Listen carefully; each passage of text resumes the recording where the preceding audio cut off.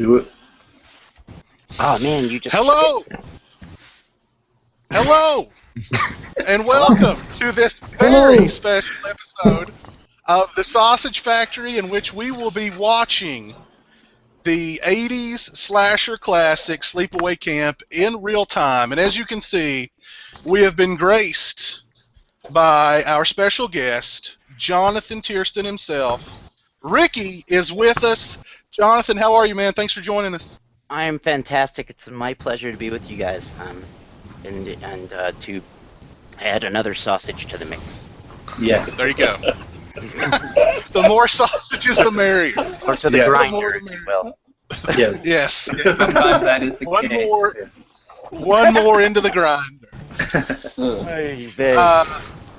Also with me tonight, I've got Jay the Stingray. What's up, Jay? Hello, hello. What's up, everybody?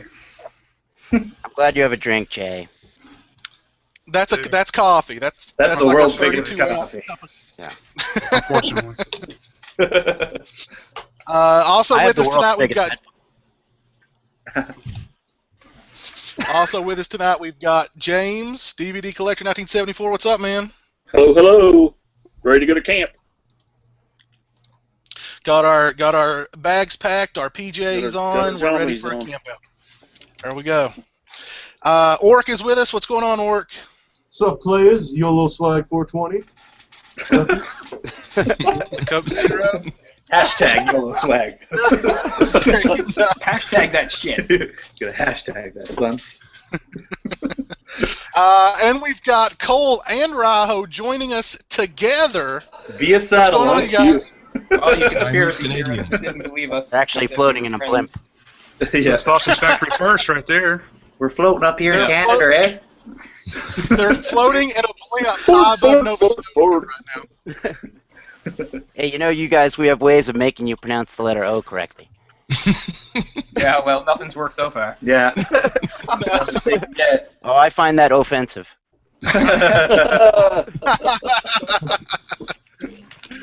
And I'd we've say got I was Beam- sorry, but apparently that's a mispronunciation in itself. Sorry. Sorry. True, yes. Ooh, sorry. You're not. There. It's like asking somebody from Pittsburgh to say milk.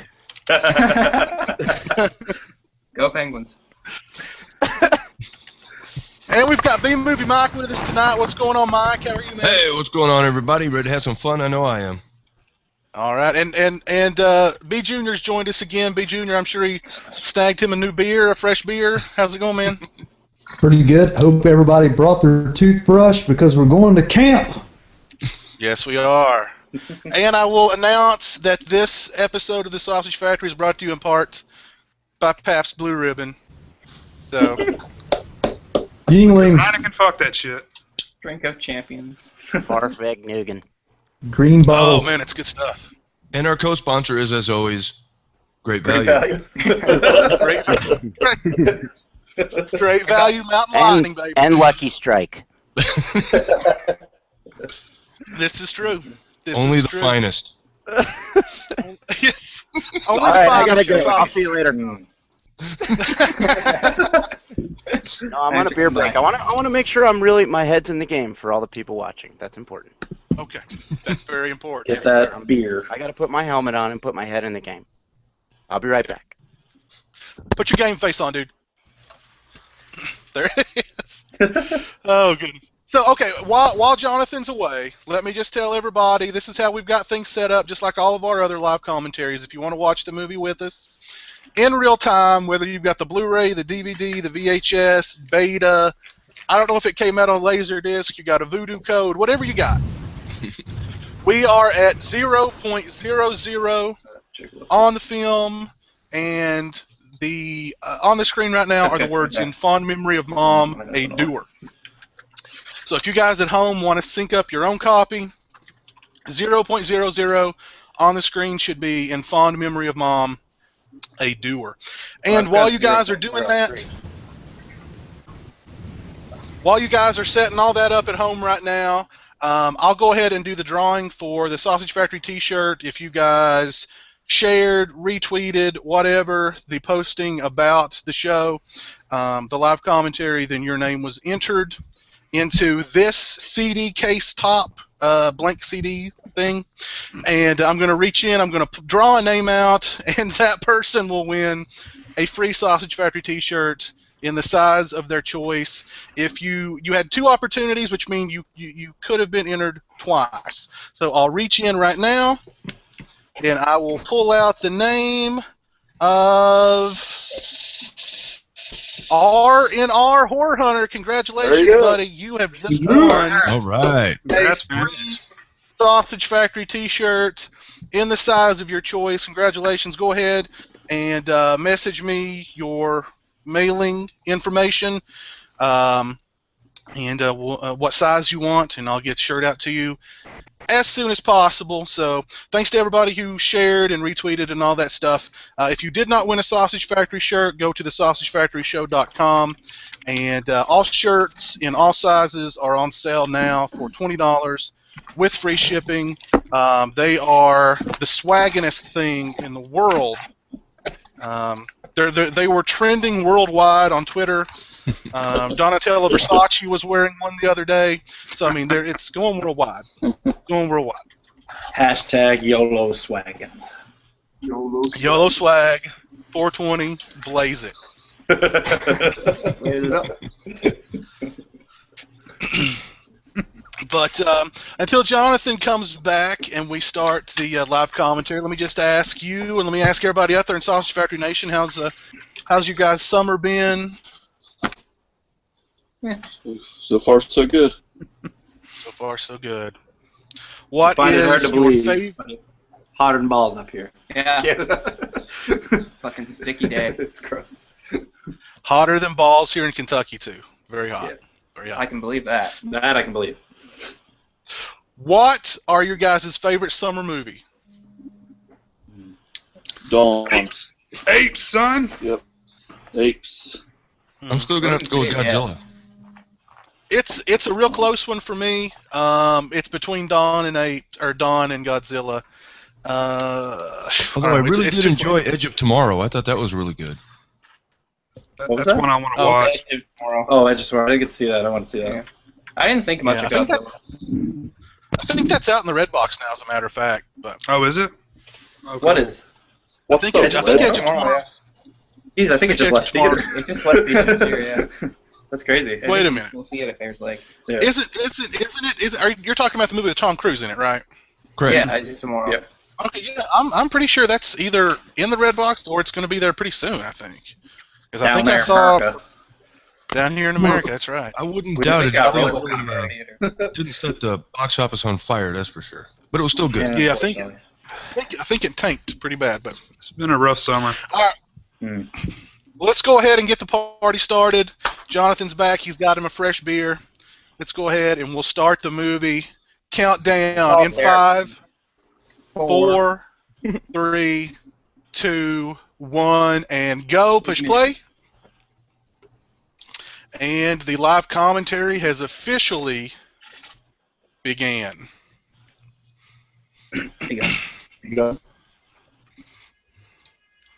I'm turning down the lights so you can see better. Cool. Good atmosphere. Let's all dim our lights. Down to the front. Camp. Did you guys like that? That was a little, so it's romantic. There's our title. Good job. Ah, the Love classic autumn Mike Kellen. trees. Yes. Mike Kellen's wardrobe should have been like hermetically sealed from this movie and like just kept for posterity. Kept for the ages. Yes. and top billing for Jonathan Tiersten under the introducing category. Introducing. We did that just a little bit Misspelled. minutes ago. With his misspelled name, yes. Yes. Yes, that's right. That's Picking right. up my existence. Everything's misspelled. The new promo on The Perfect House was misspelled. It was awesome. You should sue. I don't sue. Just kick You some get. ass. Yeah. Yeah, I'm more that part of Ricky and me. So now, So obviously- my understanding is that this camp was an actual real camp that the it's a real director camp. went to as a kid, right? Didn't he go to this camp as a kid? Mm-hmm. Camp Oh, okay. Algonquin. Algonquin. Where was it? Where's it located at? Upstate New York, just outside of Glens Falls. Okay. And we filmed in a town called Argyle, a dry town. Okay. Okay. Weird. It's fall. They had a sign for Genesee, like right before you got into the town, and it was like you just knew, like, man, if they're gonna advertise Genesee right before you can't get any beer, you'd be buying Genesee, and nobody does that. You know? So listen, I was born and raised in a dry town, so I know the bane of driving like 2 hours to buy a case of beer. So. Yeah, so it pretty much kept you sober, right? No, it serves no purpose whatsoever. Put a lot of Get that miles on the PBR in you. Like, don't have sex, PBR. don't have sex, don't have sex. Hello. Is that Satan? Right there. Oh my! I was just gonna get back to him. What do you want? I don't know if our volume is that high. Yeah. Can you guys turn your volume down just a little bit? They're taking phone calls? Yeah. They're taking phone calls. Really? My Oh, yeah, phone is guys. turned off. Okay. I'm about business here. Yeah.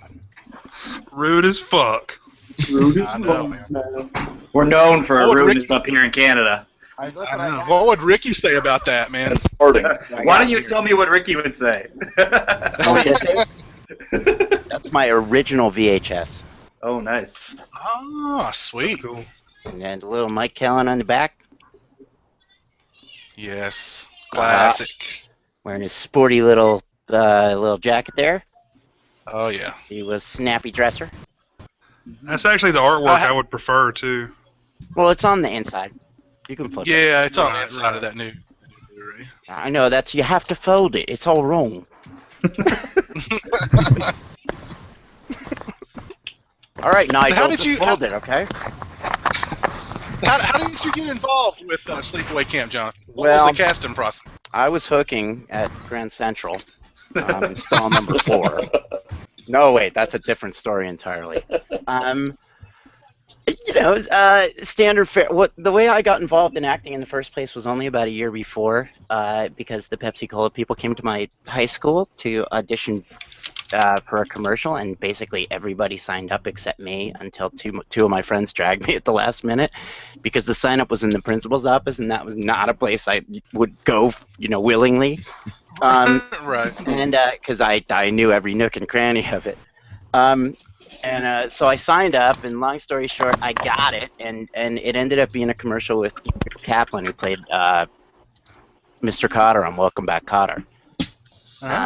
And he looked at my mom and said, he's a natural, and my mom said, well, that's good because he's a shitty student and he sucks at everything else, so except sports, so maybe and I said, can I get an agent? And she said, sure, if you do it all yourself, and don't bother me with it. That's great.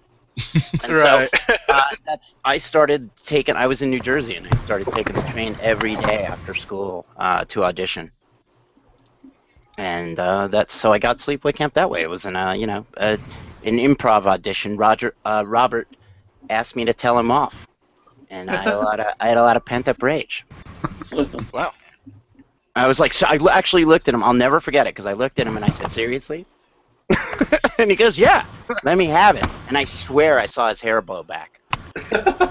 Because it was worse than in the movie. I mean, I ripped him. And I can be so loud. Ugh. Yeah.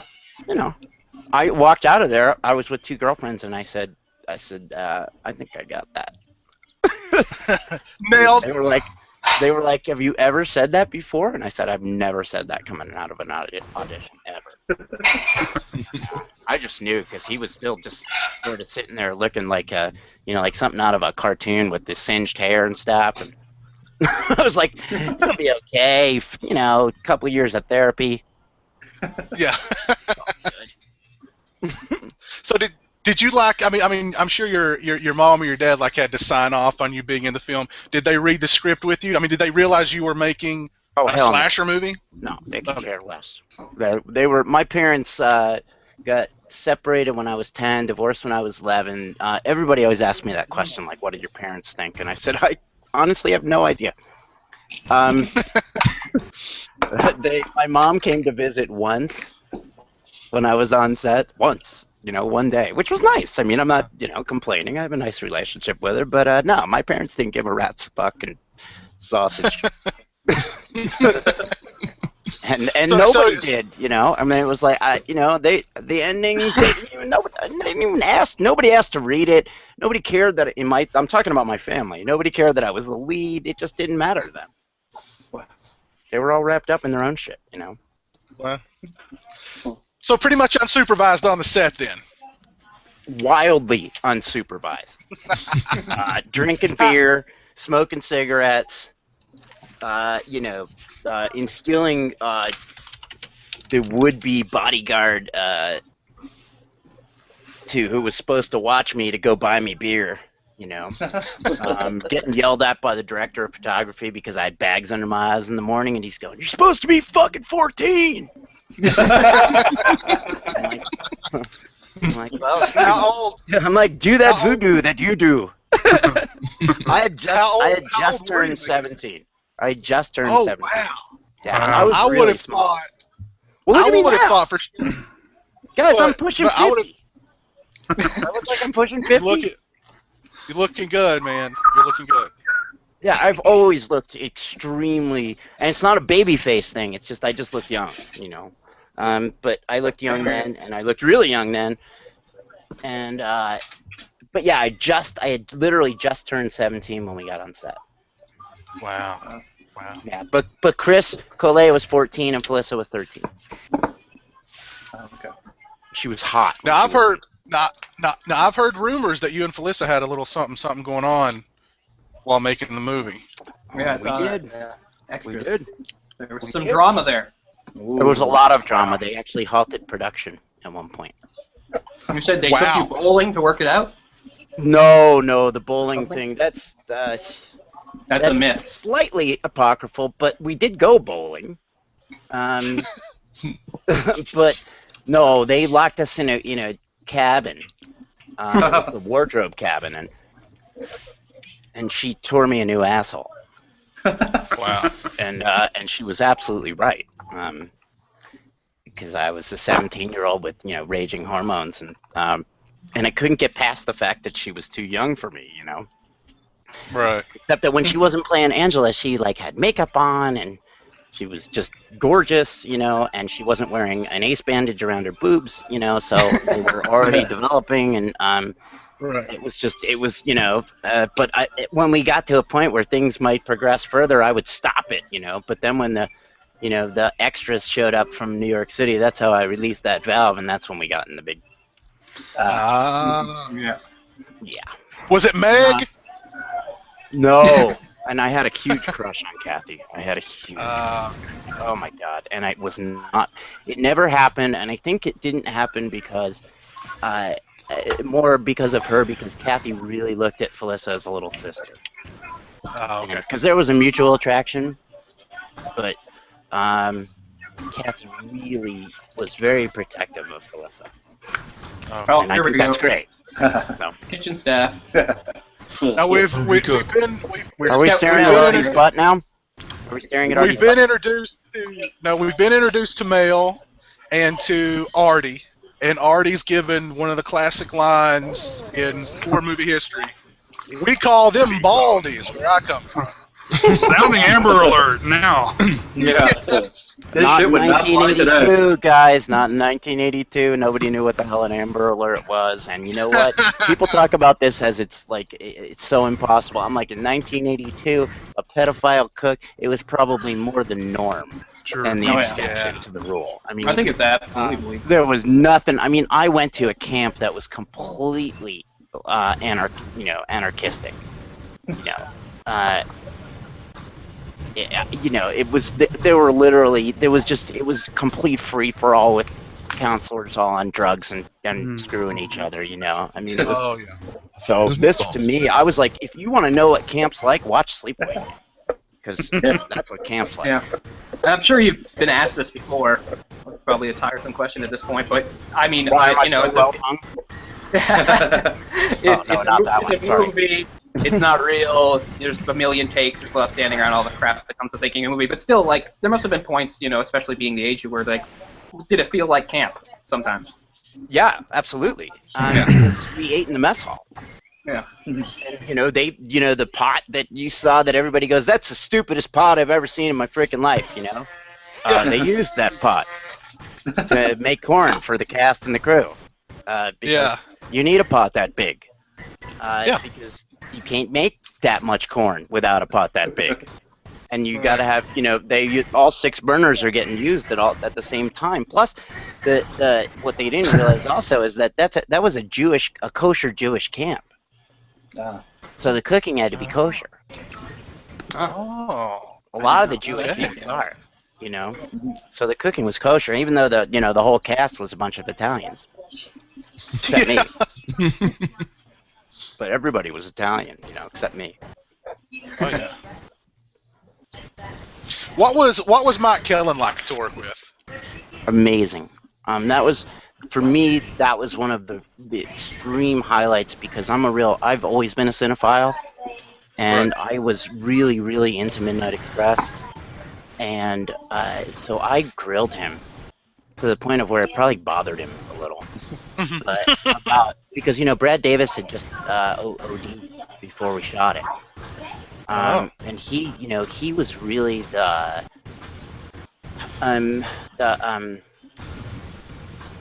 what's his name? Who played the Joker? Heath Ledger or Jack Nicholson? Yeah, he was the Heath Ledger of really that time, where he was this star that burned so brightly. It was in Chariots of Fire, Midnight Express. Did this indie film that was incredible, New York film about a split personality. And he just was brilliant, and he died incredibly young. But Mike Kellen played his dad in Midnight Express, and so he was in Turkey shooting with him, and that's Oliver Stone's first screenplay. Yeah. So, yeah, working with him was like, to me, it was like, I was already aware of working with him and James Earl Jones. To me, that was a big deal. I had seen this thing in theaters, My dad would take us to see movies, like that first run. So, yeah, working with Mike was unbelievable. It was sad that he never got to see the movies. Yeah. Jay beat me to this in the chat, but they sure knew how to make shorts back then. Mm-hmm. Those were my shorts. Hanging brain over there, son. That's the way people. That's the way people wear shorts. Those shorts leave nothing to the imagination. I mean, I think if a camp counselor wore shorts like that today, around. I know he'd be arrested. He'd be arrested today. That was just the way it was back then. I mean, Kathy Cammy's body was epic. Beautiful, perfect, and I wish women wore shorts that short. Coming back. Yeah, high school girls do, which is kind of weird. But But the guys wearing shorts like that. Well, some were, sort of overtly, and I think that was Robert's idea of humor. But also, again, real depiction of camp. Yeah. The guy who is like, he's trying so hard to get chicks that he's gay. He's like, come on, boys. Come on, boys! Who wants to go skinny dipping with only 5 guys, or 5 girls and 15 guys, when you could go skinny dipping with just 15 guys? One cool little factoid about the cast is that Darth Vader's father is in it. Yes. What right? did he play? I forgot. What did he play? Robert Earl Jones. He was one of the cooks. He was the black guy in the kitchen. Oh no, that's James Earl Jones. James Earl Jones. Yeah, that's what I'm saying. But he was in the Sting. Wow. Yeah, he was in the Sting. I never thought of him as having a father. You didn't know that? They were estranged for many years, and actually, had their they were reunited on Oprah. Wow. James owned a theater company in Harlem, and but James played Luther in the Sting. Who was Robert Redford's mentor in the beginning. And, there go And No. so they reconciled before Robert Earl died. I mean, he lived till he was like 100. So he lived like another 20 years after this. And my mom actually met James, this is a funny story. She says to him, you know, my son and your dad did a movie together. And James looks at her and says, because she works at the museum in Newark, and she's a guest liaison or whatever, and he said, I bet it's Sleepaway Camp. and my mom said, how did you know? And he said, with all the movies my father has done, said that's the only one anyone ever asks me about. That's like, can you imagine somebody just coming up to James Earl Jones on the street and asking him a Sleepaway Camp question? Oh, but it was classic because she was like, I just love because my mom has never even seen it. Yeah. But so she's like, my son did a movie with your father. How random is that? Yeah. But I used to make fun of him because he had a size 18 shoe, and I would tell him I was going to take it out on the lake. Ronald McDonald shoes, man. Yeah, we just passed the scene where Artie slams you into the box a whole bunch of times after you've interrupted him with Angel. Yeah, I heard that Robert Hiltzik had you do that scene many, many times because he liked to see you. Yeah, he liked to see me in pain. At least 15. And there were those marks on my back were there till the end of shooting because Owen did not know how to pull the push. And if you look at it, you can tell he's not pulling it. No, it doesn't look like huge man, and he just freaking throws me up. You know, but I was a wrestler, so I understand how to deal with impact. You have to relax, but you know, it's wood. Right. Well, your attacker is about to bite it. Yeah, here comes That's me about to touch his butt. You do all okay. the kills. Okay. Yeah, that's me. Look at the mole. Wait, I'll show you the mole. Bam. Can you see it? Oops, wait a minute. That's a bad angle. Hold on. I got a light on here. See the mole in my hand? Oh, yeah. On the thumb. You see it? Right down. Where is it? Now I can't see it. Oh, Yeah. right here. And right here. Yeah. That's my hand.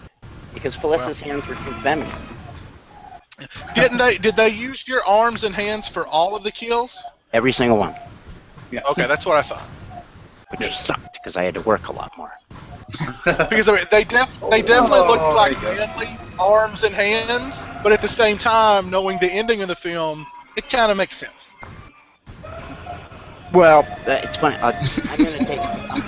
I forgot to get my bottle opener, but I'm gonna tell you a funny story a conversation I had with Felissa 2 days ago about this.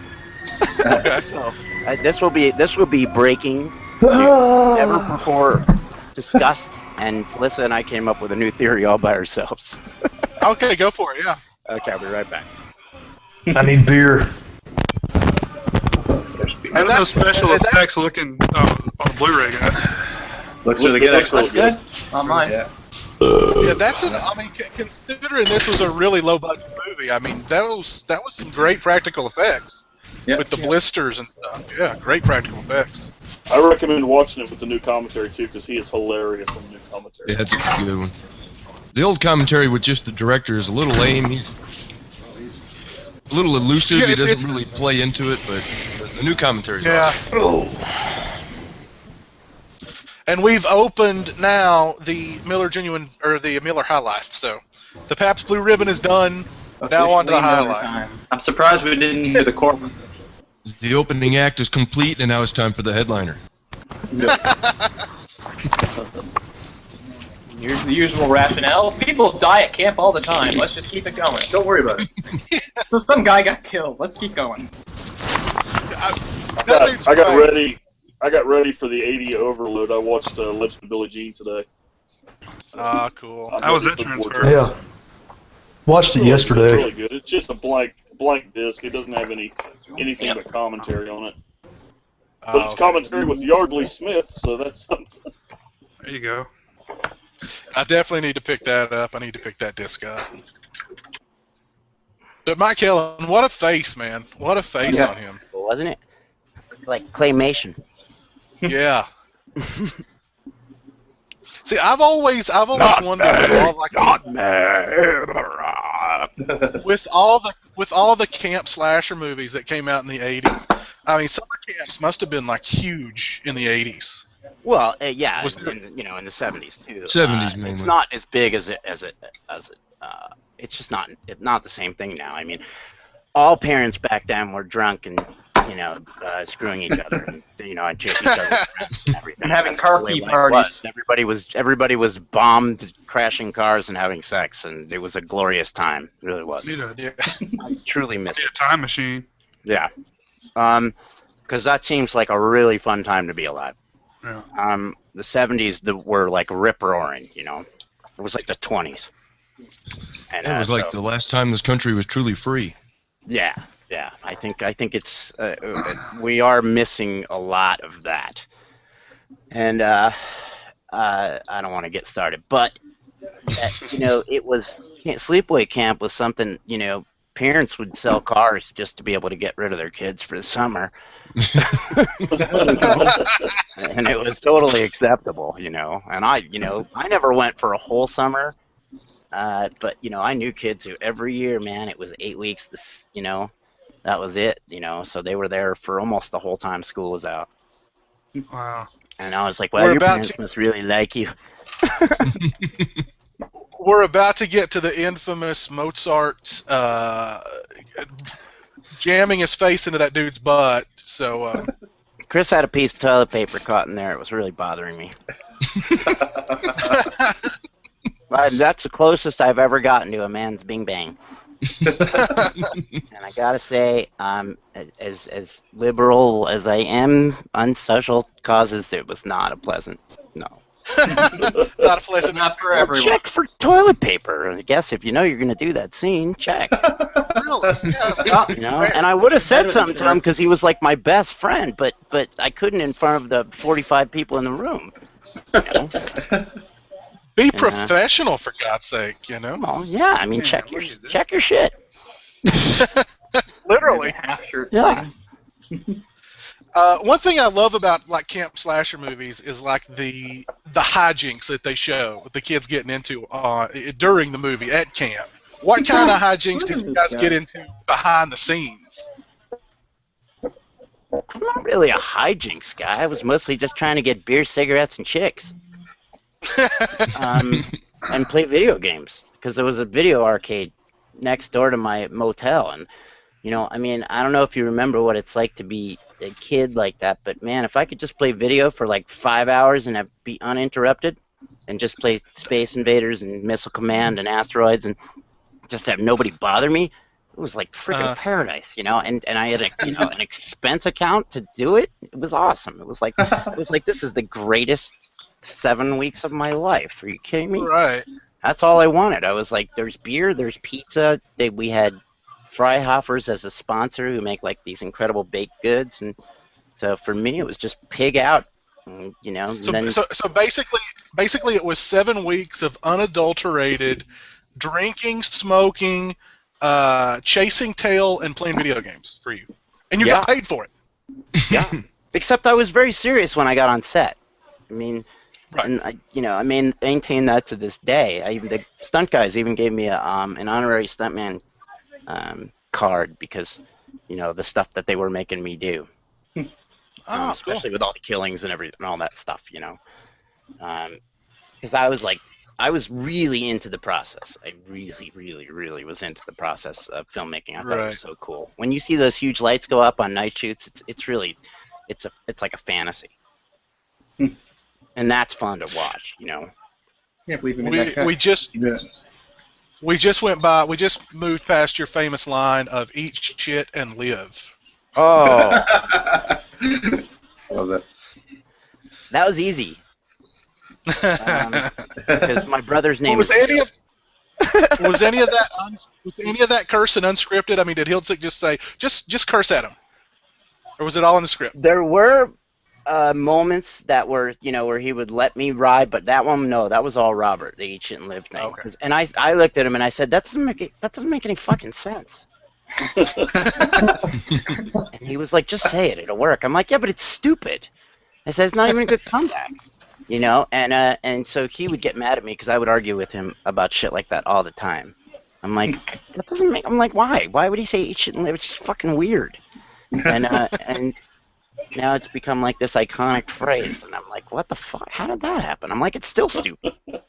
Yeah. Like, wow, I'm one snappy guy. Eat shit and live. I'm like, really? What? Well, I don't even know what that means.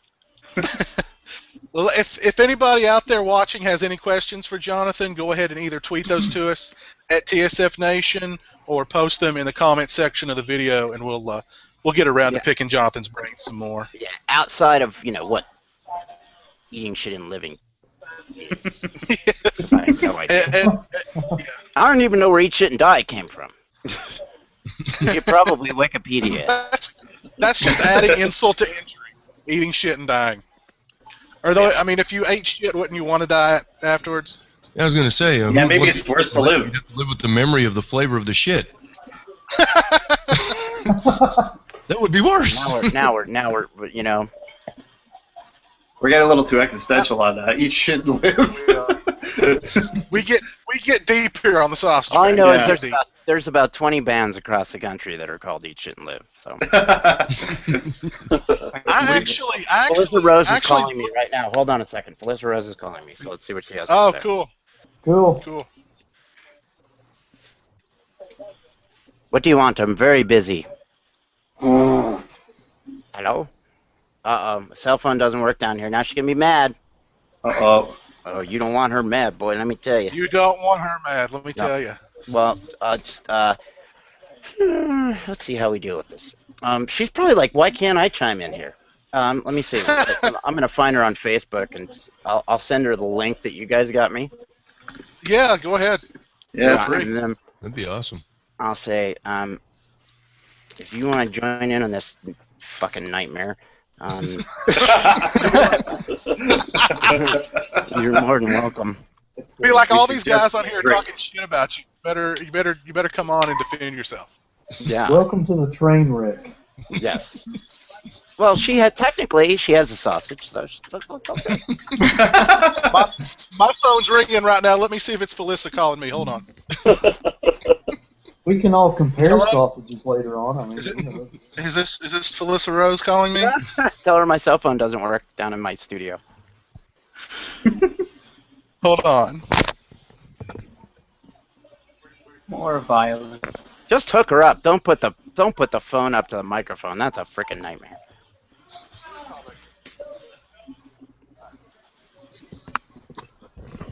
She's like, That whatever was he's Felissa. saying is wrong. It's all wrong.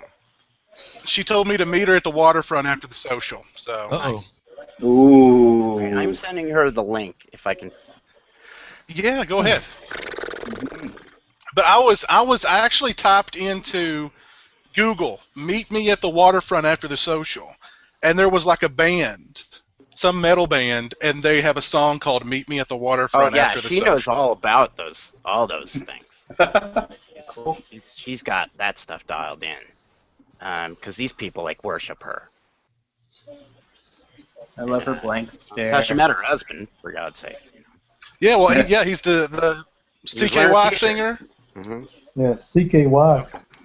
Yeah. Let me see. I think I'm friends with Felissa on Facebook too. Let me see if I see if sent her I a can link. send her.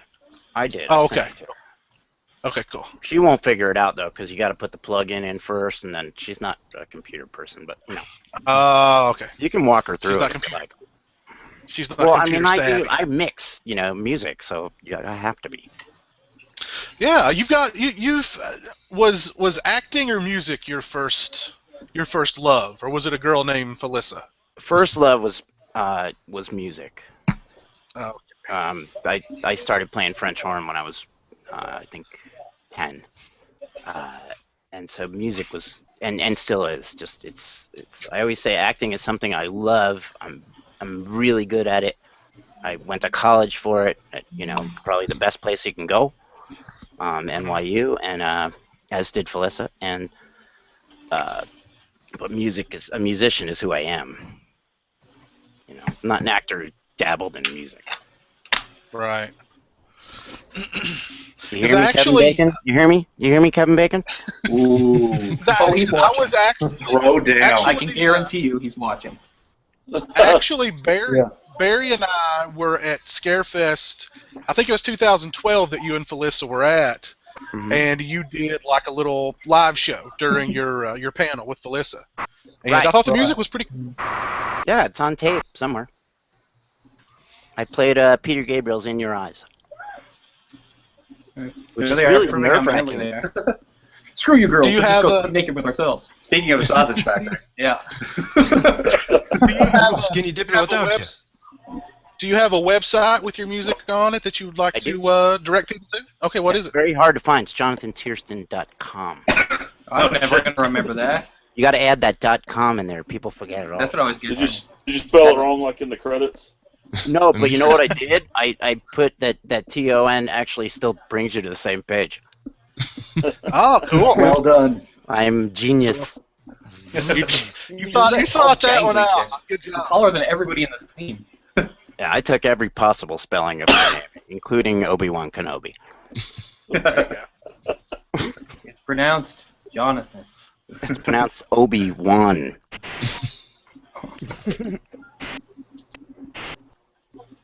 Luke, I'm a cross-dresser. That's why I have this dress. That's why I have this dress on. We're about to get Don't to fear the Reaper, bitch. Hey, I have a cover of that on my YouTube too. Ah, cool. Yeah, and one of the original members of Blue Oyster Cult actually put a comment on it. Wow. Ah, sweet. Sweet. Yeah, That's pretty, awesome. and it wasn't negative. Was it more cowbell? I have to What's assume more it's more cowbell? cowbell. Was it? Does it needs more cowbell? Yes. Decidedly more I'm feeling the fever for the flavor. I love Blue Oyster Cult, by the way. Love me I some love Blue Oyster Cult. too. Great band. Yeah, awesome band. What are we watching now? He's did we switch to porn? under the boat. He's I assume at least some of us did. Orc. Everybody else did, right? I was like, there was dead silence. I'm like, oh, they switched to porn. All right, well. I think Orc's watching some donkey porn right now. But the rest of us are still in the movie. He's really concentrating. Yeah. Orc is getting Tijuana's best. Yeah, he's so fired up, his headphones turn green. It's weird. We're at the hey Bob and Rebob part. Ah, yeah. That was in a tank. Was that Felicity? No, it's me, and it was freezing. It was so cold. It was so freezing cold. That was the worst night. They were wrapping me up in blankets, like in between takes, because I just had to sit in that water forever. And it was like 35 degrees outside. He was surprisingly easy to drown. Yeah. He didn't really fight back much, did he? He's head 100. That was kind of the end of him. He was so scared. He does like the Chiller Theater thing. Remember the hand? He just waves goodbye. Yeah. He's like, I'll see you later in the next Merv Griffin. Which will feature Dinah Shore and John Lennon having sex. I think our friend's drowning. Should we save him? Nah, fuck it. Let's go. Screw him. Screw him. He's being a wise ass. He's being a wise ass. Fucking wise ass. I hate that guy. Just a pissed off lifeguard. I love that. That's my favorite scene. Damn it. That is my favorite scene. The smell. That is my favorite scene in the whole movie. Put all the stuff in the water, you kids. Oh, holy And when he trips, that was like totally not, you know. That was not scripted. That's why I love it. It's like the only person that's halfway in Amazing shape. character, though. That's one of my favorite corpses in any movie. That is best stuff. Oh, little snake crawling out of his mouth. Oh yeah. Yeah, great corpse. Great Looks corpse. great Blu-ray too. He's got a big chunk out of his neck. Yeah. Yeah, I was hungry. It happens to the best. Nice. You know, that's where the soft breads are, sweetbreads. You know, so you got, they're delicacy. I didn't eat them raw. Took them home and cooked them. I mean, course. Check All out right, the sure. You're mustache. civilized. You're not a That's cannibal. 2 people dead. You want to stop the camp? Ah, 2's nothing. We'll keep going. The cop with the magic mustache. Yeah, right now it's normal. The man. Porn That guy was a stash. good-looking guy, guys. Seriously, he was like this model, you know, this like A-list model. And that's why he You had can to really shave tell. his stash was Good for a fit on model. chips. Porn stash. Porn stash, man. He had it going He on. had the Tom Selleck stash. That was a big deal back then, and not a lot of These guys people don't like grow. Tom Selleck. They like Tom Atkins. Hey, Hey, Tom Tom Atkins, man. Selleck. Tom Atkins is the Tom man. Atkins fanboys. Lay out the Atkins, man. You don't know what you're talking about. You don't, man. Don't. Bruce Are you Campbell's familiar got with the the chin. Atkins? Bruce Campbell's got the chin. This guy's got the stash. That's true. Until he took Are it you off. familiar with the Atkins, Jonathan? I'm only familiar with the Atkins diet. Okay. Um, What about Tom Atkins, murderer the actor? No. Wasn't it true that Mr. Stash got all of his equipment from the actual police force and they gave him a loaded gun along with his uniform? As far as I know, yes. I was Holy told shit. that. I know the Volleyball. uniform's real. Dedication right there. Remember the doctor? The doctor's the best. Jesus, the pain must be incredible. Yes, yes. I love it. And his hair looks like it was like, you know, parted with a razor blade. Yes. Yeah. Oh, speaking of stuff pedophiles like, here's a volleyball scene. We all like those. Woo. I love That would it. be all of us. And if you forgot what her character's Especially in name is, Top it's Gun. I was just gonna say I take this one over the Top Gun ton anytime. I'm gonna say she's such a bitch she puts her own name on her shirt. Oh, I'm no. fucking Judy. That was Robert, and I love that. She got a shirt named Judy. That's almost worse than a boy named Sue. There's just something Yeah. about that sideways ponytail, though, man. I It know. just That looks just neat, says doesn't it does.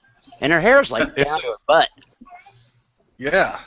It says, I'm an evil bitch. The funniest thing is Karen Name Hear me is like roar. the nicest, kindest person you'd ever want to meet. Yeah, I've heard Felissa say that that was like her best friend on the set. Oh yeah, she's the sweetest girl ever, and it's so amazing to me that she could pull that character off. But boy, she is She's a good freaking actor. evil. Good Yeah. actress. She nailed it. What are you looking at? Now, do you remember any of the direction that Robert Hiltzik gave to Felissa and like the staring scenes? Like just stare. Oh yeah. Just stare. Well, she has this uncanny ability, which she still has, that she can literally stare for minutes at a time without blinking. Hmm. And I don't know how she does it. I've never understood it. And her eyes are almost black, you know. And and she just can do that. But amazingly, she was able to, you know, add sub context with the stare, you know, and you know, Robert would say, you know, what are you feeling this time, or what, you know, you're kind of intrigued, blah blah blah, this and that and the other thing. She just did it wonderfully and subtly, without a lot of lines. But you know, acting's not about just talking. Yeah. She was, I mean, the way when she sort of just when the ice breaks a little bit, it's amazing, and the soundtrack adds so much to it. Oh yeah. Yeah. And now this fella who plays the love interest, I mean, he's been in a lot of other stuff. Well, yeah, Chris is. I mean, again, we were all very close, and we remained close for a number of years. Chris, you know, was in the Manhattan Project with John Lithgow, Firstborn with Terry Garr and Peter Weller. Weller. Peter Weller. Yeah, Peter and Weller reference. RoboCop. Rest in peace. But you know, he worked more than any of us after that. But he pretty much left the business in the early '90s, I think. Oh, Judy's back. We have a question from a viewer. Evan Costain wants to know if you like any of the Friday the 13th fans. Let me ask you: are you a horror movie fan? I'm a movie fan. I'm not specific to any genre. You know, as I said, I'm a cinephile. I've been friends with Kane Hodder for a long time now. I'm really good friends with Derek Mears. But if you asked me anything about Friday the 13th, would I know it? No. Oh. And it's really funny because, I was laughing with Kane about that because neither of us, have any interest in each other's movies. He just likes to, torment me. Right. I always tell him he'd be my bitch in prison, though.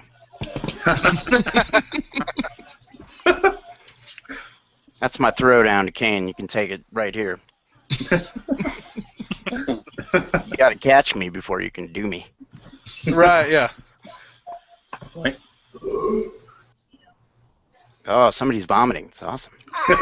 What's going on? I was wondering who would be first. There's always at least one per show. Yeah, well, I was wondering who would be first, and now we know. And it wasn't even the Canadians. But you wouldn't know, because they just do it back in the bottle and suck it right back down. Yeah. So We're known for our strong can't waste that sweet alcohol. Yeah.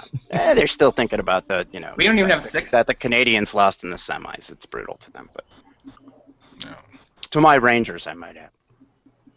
Uh-oh. Uh-oh. Oh, shit. We have Froze on us, so we didn't hear if anybody came back with us. I didn't hear that, Orc. Say that again. He's still retching. Orc's grinning like a fool. But I missed it and cut out. He said oot. There's not much in your repertoire, Orc, but you're good with it. You are good with the oot. You should try and get Before like we a get- boot in there. Before we get into a war, we've got another question from a viewer. The Tar Heel 2011 asks, "What's the funniest story?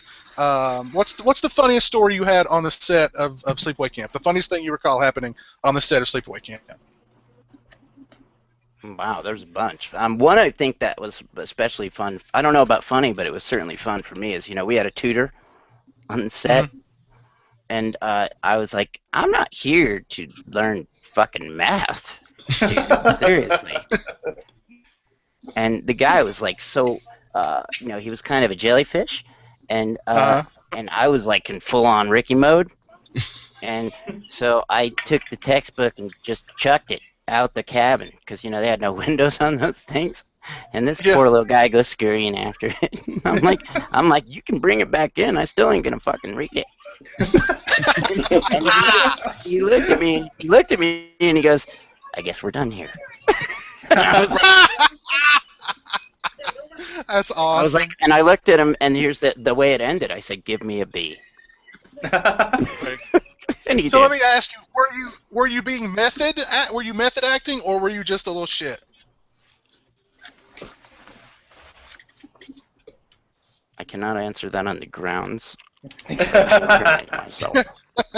I think it was probably a little both. I didn't know that I was method acting because I wasn't a trained actor, but I think being Ricky and having everybody sort of, shove their heads up your sphincter all the time, because that's how it is when you're the star, and that probably bled a little. Right. Right. So my first response to everybody that gave me a hard time was "fuck you," and, except Felissa, who I lived in mortal terror of. As you should have. Oh, she was much tougher than I was. Oh, here's a little clue. How come she never takes showers with the rest of them? Because she has good a question. smoking hot It's a vagina. penis. Because Larry Flint said every vagina has a personality. He would know. He would know. He's That's seen true, all of he them. would know. He has, yeah. Maybe even Courtney Loves. Everybody's seen Courtney I'm Love. sure. Ew. Yeah, everybody's Ew. Come on, guys, I gotta sleep tonight. Seriously. You're gonna give Courtney Love nightmares. Ew. You've scarred Jonathan. Yeah. Oh, we're Maybe getting to better than anything in the this water movie. balloon. The water balloon fight on the roof. Yeah. Shot that sequence. twice. Oh, really? Shot that twice, yeah. Throwing it at the roof and not each I other. did it better the first time, but it was Yeah. drizzling, and so the shot didn't come out well. Uh-huh. So the second time we shot it was right after we had the production halt. And so Felicity tore me apart, and then I have to run out and pretend to protect her. So I remember thinking I didn't have the same. Oh, here we I go. was like, "Can you hit her in the head and kill her, please?" That took some real acting there to want to protect her, right? Yes. Now, was any of this cursing tirade, was it all scripted, or did Hilton just say, just let him have it? Well, there was a script, but I didn't follow it. Oh, okay. I mean, I could have gone on for, and like I said, the first time I did it was better. Mm-hmm. Because I was just freaking riffing. It was like slam poetry. Did the older guys on set, like these, I mean, were they cool? Did they, like, invite you to hang out with them? Or were they like, he's... Oh, they were total douche buckets. They look like it. Tom Bandel, who's one of my best friends to this day, is the COO at Radar Pictures now. Oh. And he's the guy who plays, the other guy who's getting stoned. He's the only guy who doesn't get killed, the one with the half shirt when they're getting high. Oh, okay. Yeah. I love Tom, but Tom treated me like I was just a little piece of shit punk, and I wasn't cool, and we weren't really separated in age at all. But he had gone through puberty, right? and I was, as you see, and so yeah, he looked at me as if I was just a little punk shit, right? But I barged in on their parties because I wouldn't have any of that. Speaking of party, I'm gonna grab another beer. I'll be right back. Yeah, I gotta check for my catheter.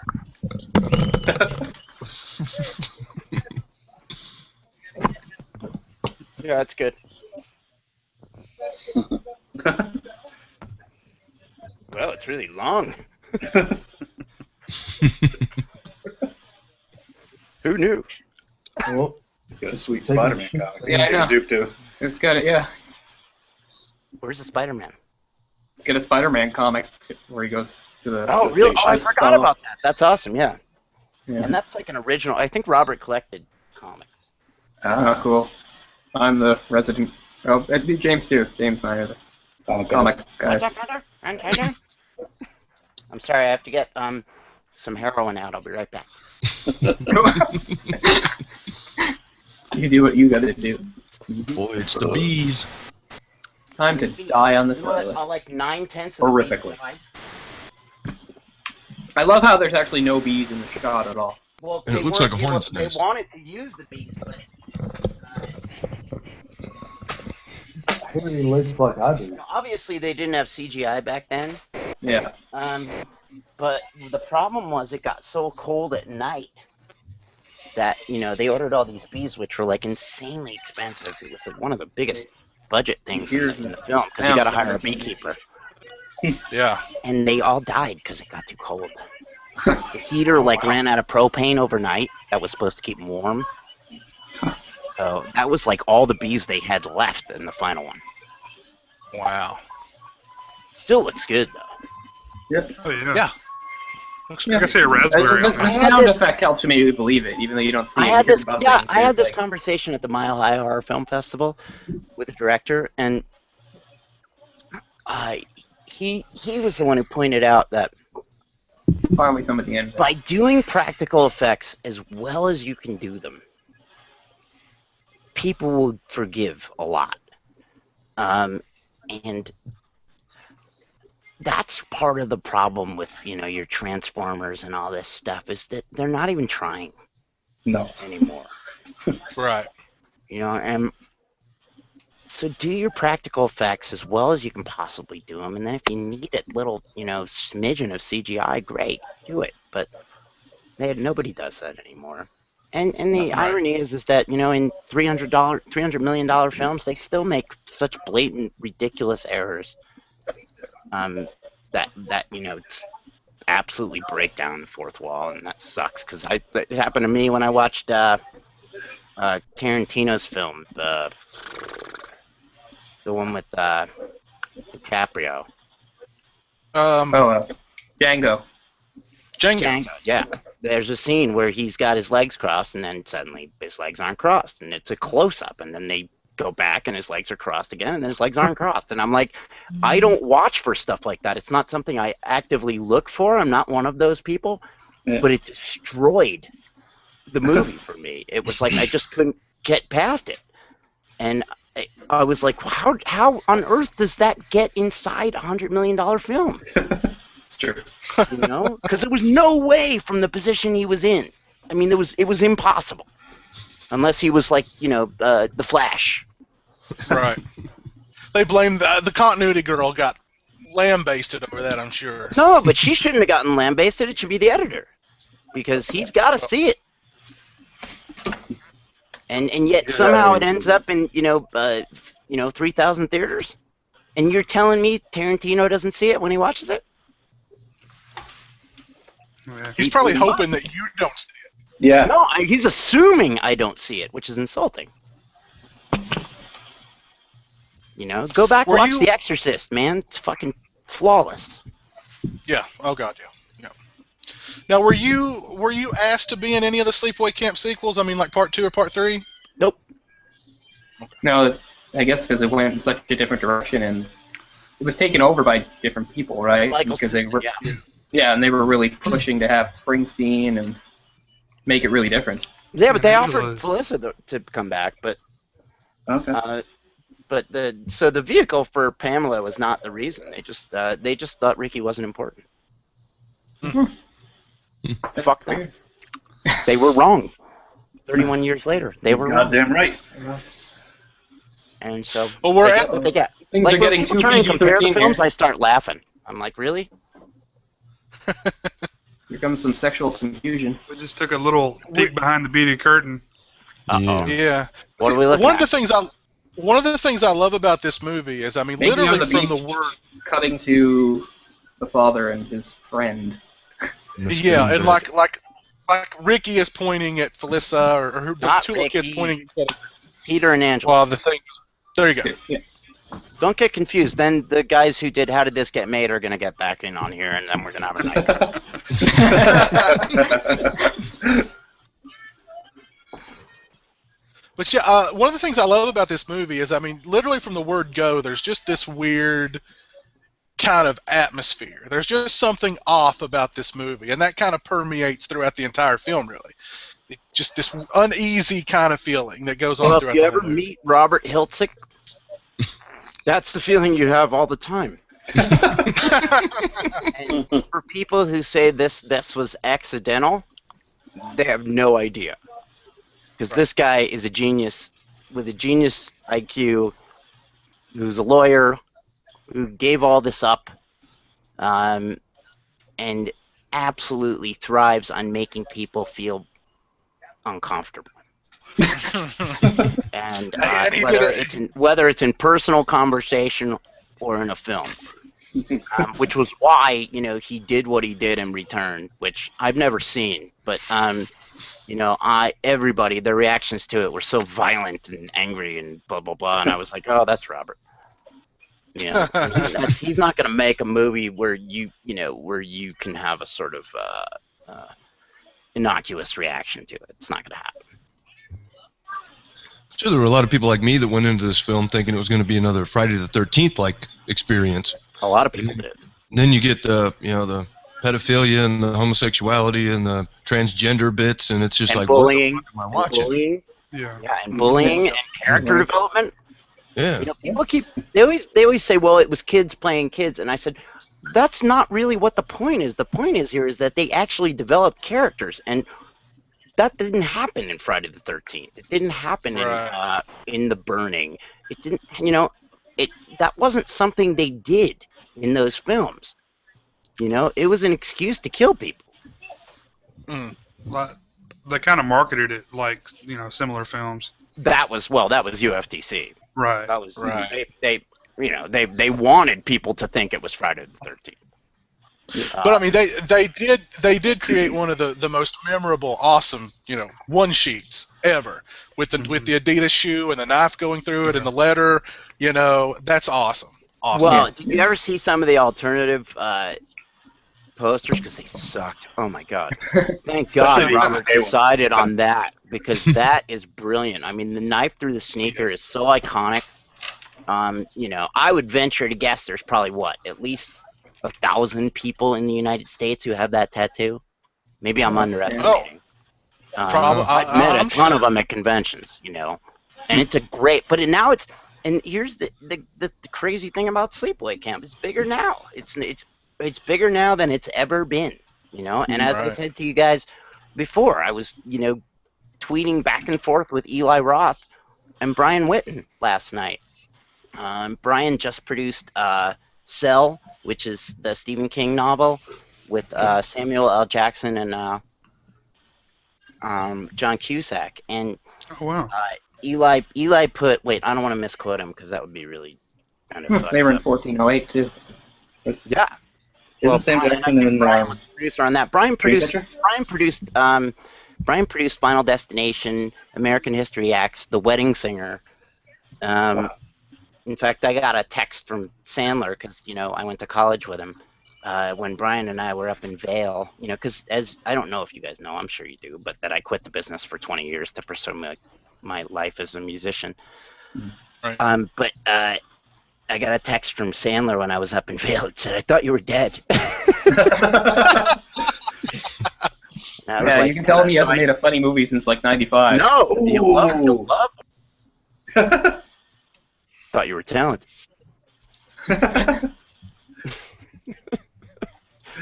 pretty good, right? Yeah. Look at that. I like it. So anyway, my point is that it's bigger now than it ever was before. And Eli Roth this is just last night, started this whole thing where he was talking about he ordered the Blu-ray. You know, paid for it. Didn't get a, you know, screener or anything like that. Just paid for it. And posted on his page Blu-ray. And I put immediately, I heard it was overrated.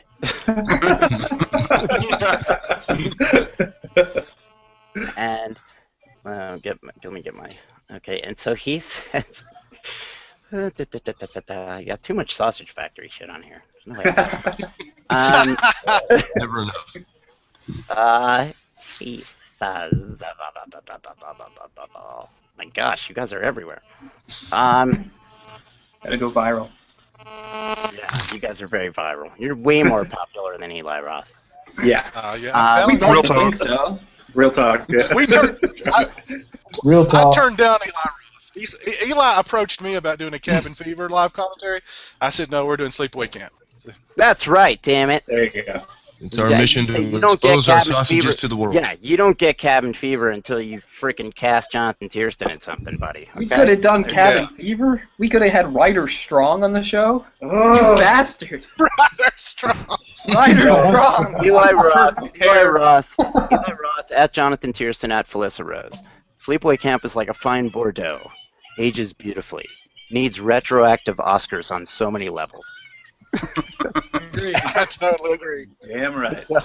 And so I replied to it. I said, I will have to ask Brian Whitten about that. I am a beer guy.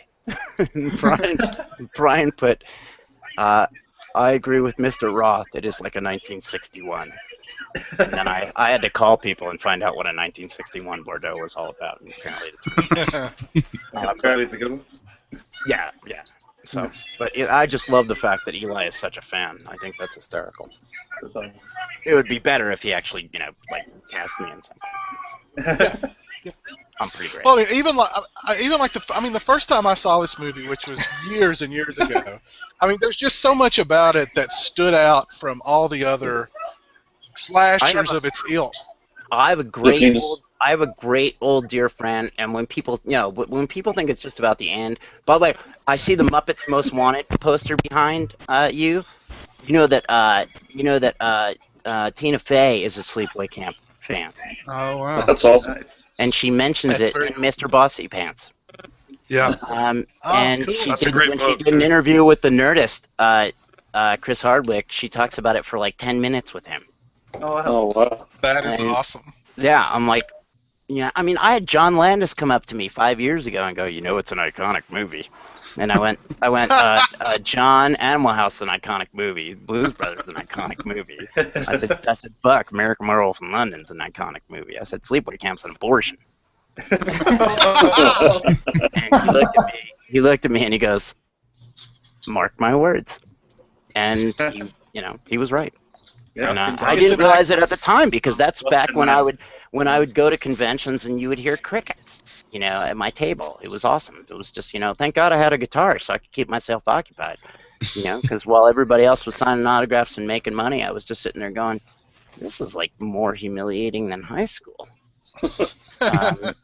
And so I would have my guitar and I'd play, because otherwise it was like really boring. Because nobody ever asked me for my autograph. But then Felissa and I did a signing in Burbank in June, and we signed over 500 autographs in 2 hours. Wow. Damn. Now, I remember. Well, when you were in did you see the stage fright? Did you see the Stage Fright DVD? No. With Meatloaf, or as I like to call him, Mr. Loaf, and Mimi Driver, or Minnie Driver, Mimi Rogers, Minnie Driver.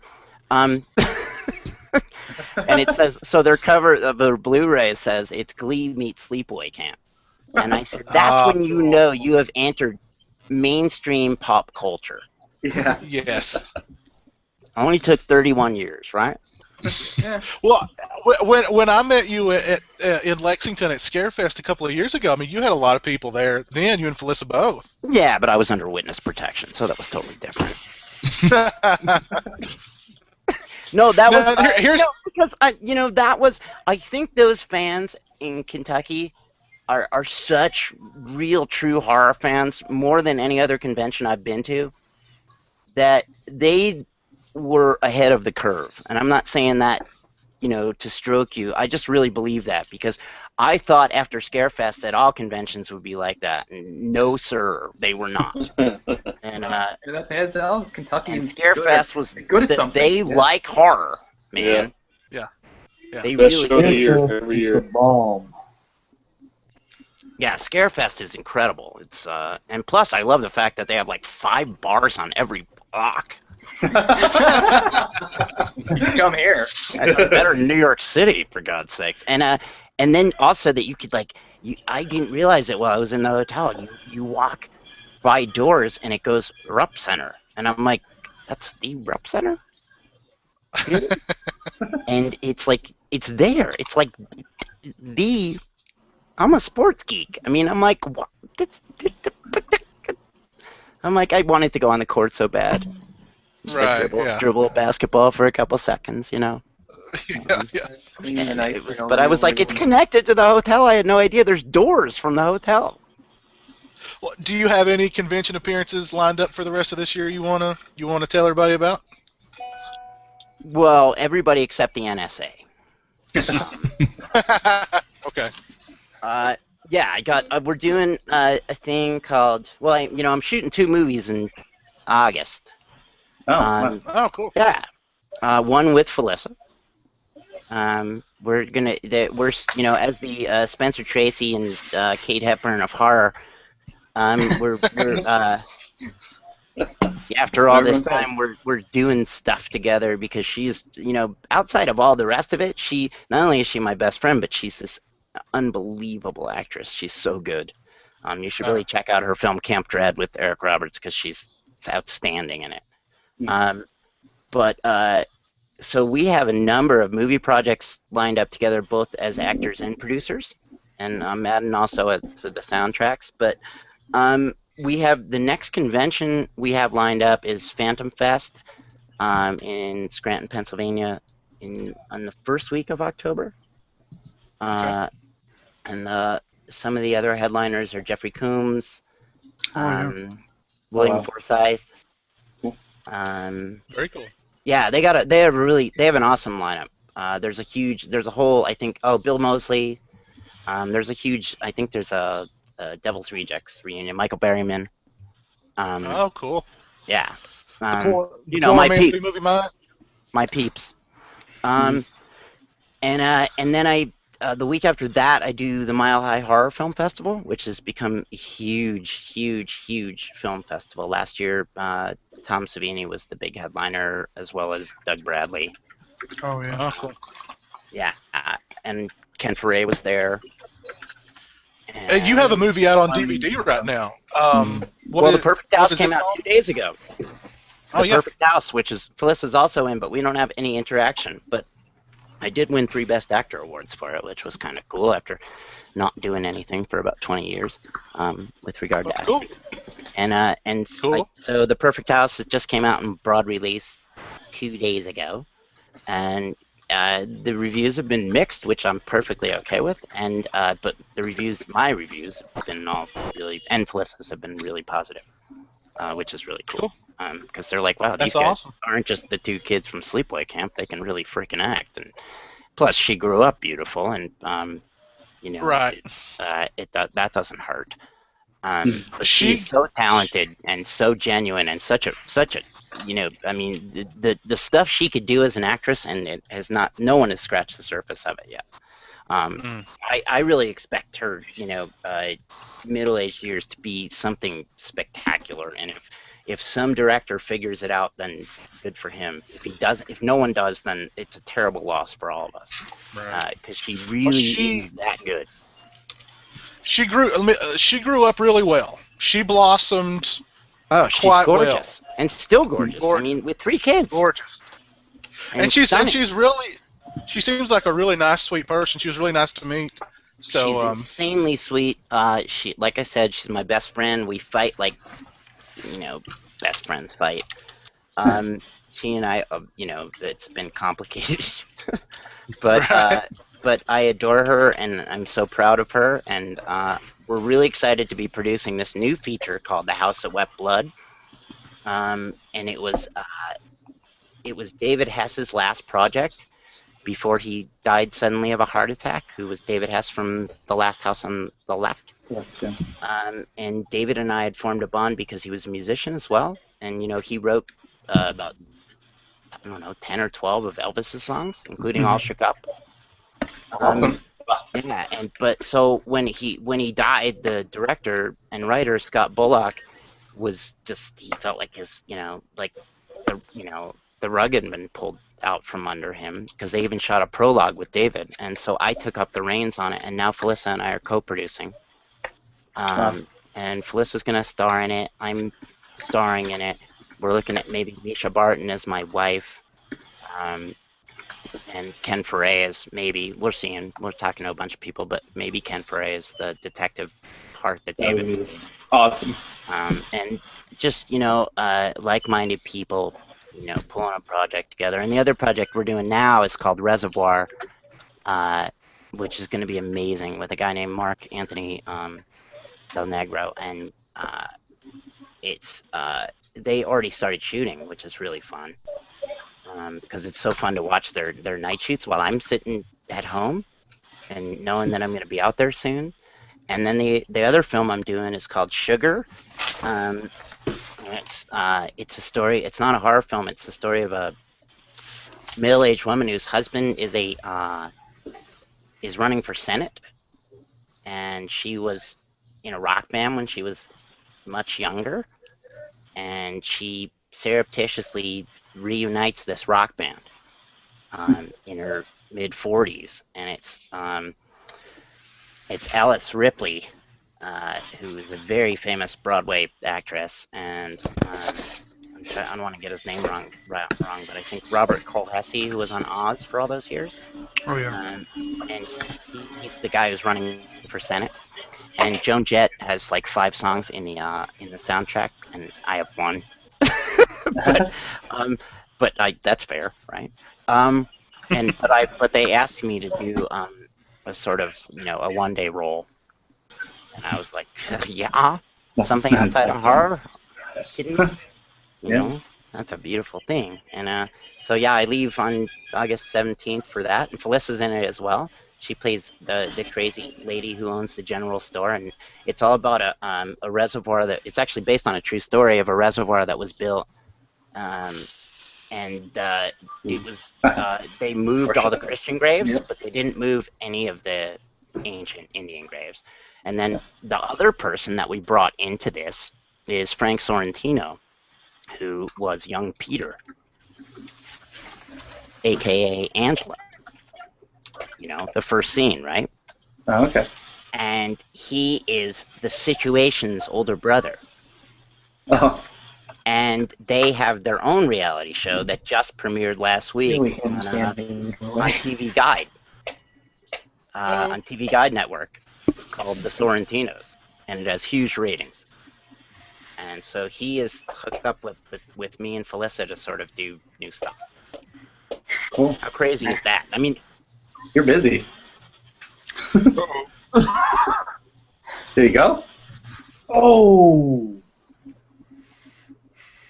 Well, we're coming up to the curling iron. Yeah. I was going to say the Blu-ray didn't do any favors as far as when you're in the doorway, you can clearly see. Clearly tell that it is him. The brightness of it is just like yeah. There we go. You guys got me back? Yeah. All right. Gotcha. Sorry. Yeah. Okay, so how weird is it that the Situation's older brother was in Sleepaway Camp? It is pretty weird. You know, I mean, it goes to the whole Mike Killen, James Earl Jones thing. You know, it's like, what was going on? Oh, in the hands. Good death right there.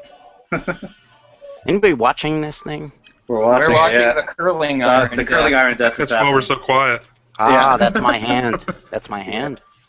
And we were saying, we can tell now with the Blu-ray transfer, it's very easy to tell that is you standing in the doorway. Aha! It doesn't look so shadowy anymore. Yeah. So it's really easy to tell. That's now therein lies the theory that Felissa and I came up with last week. Actually 2 days ago. Which is that Ricky is a cross-dresser. Ooh. So they both did some kills? Oh. We don't know, but we do know that Ricky likes to dress up like his cousin, aka or whatever you want to look at it as. Layer upon layer. Oh, also, I'd like to point out this part is probably the single biggest act of disproportionate retribution I've ever seen in my life. So, what did these little kids do to her? She butchered them. Everybody all they thinks threw that, but it's some not sand true. at her. Wait, did you not ever go to camp, or did you not spend a lot of? Well, you're in Canada, so you probably didn't spend a lot of time on the beach. We have No beaches. No beaches. I mean, you got to wear snowsuits to camp. Yeah. I get you. Yeah. The worst possible thing that can happen to you when you are wet coming out of the water is to have sand thrown at you. It is the most uncomfortable, horrible feeling in the world. And that's why people tell all these horror stories of making love on the beach that are so terrible. It gets right into your vagina, right? And, yeah. Or under your and your urethra. Yeah. Or in your bunghole. Your anus. And there is nothing worse. And I've heard so many people say that was so, I can't believe they went after the kids. And Felissa's told me that, and told other people that Robert regretted the killing of the kids. He says that on the Blu-ray thing. I thought it was hysterically funny. I think that's why it works so well. I was like, the second that kid whines, I was like, oh, kid, dead. I was like, Niedermeyer, dead. You know? I've often said Mama Lar, dead. Not that holding scene's back not in when it every comes to cut, that, because when you compare it to other slashers, it has by far the youngest body count. Right. And I like it for that. Yeah, well, I mean, that's how they compensated. Was, you know, you could kill more if they were younger in age, because it's about years. I just made that up. Story check. Yeah, you know, storyboard. It's all storyboard. But yeah, you know, I mean, so what? They killed some kids. Whatever. Wasn't my kid. I don't know. My favorite gag: the arrow through the neck. Well, you don't know. Maybe they were just trying to get that guy to throw up. It had nothing to do with the kids. I'm gonna make that guy vomit. Maybe that was what was going on there. Oh, now we get the... Hey, the arrow through the neck was pretty darn well done. I might add. It was. My favorite kill. Mustache. Practical. Mustache. Groucho Marx is in the house. Yeah. Shave my mustache. I don't know what that was. Not on purpose. I don't know what the hell happened there. I was in the effects room with Ed French when they were scrambling to make this thing. And, I mean, Ed's a very famous guy. You know, I mean, he's done major motion pictures, and won an Oscar. So I don't know what the hell happened there. What just happened? Did we just get a... Somebody took a picture. Flash. What is Jay doing? Okay. Sorry. All good? Sorry. Thank you. Thank you. Now I understand you. Uh-oh. Almost the... Angela's got her metal chick hair going on. Uh-oh. Here we go. Here we go. Okay. Take them off. Now you're speaking this language.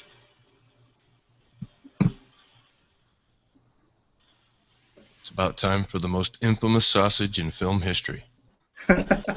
Yeah, I know. 10 years before the crying game, bitches. That's right. Doggone Musketeers bar there. What do you see there, Ranger Rick? Can't see anything past this fake mustache.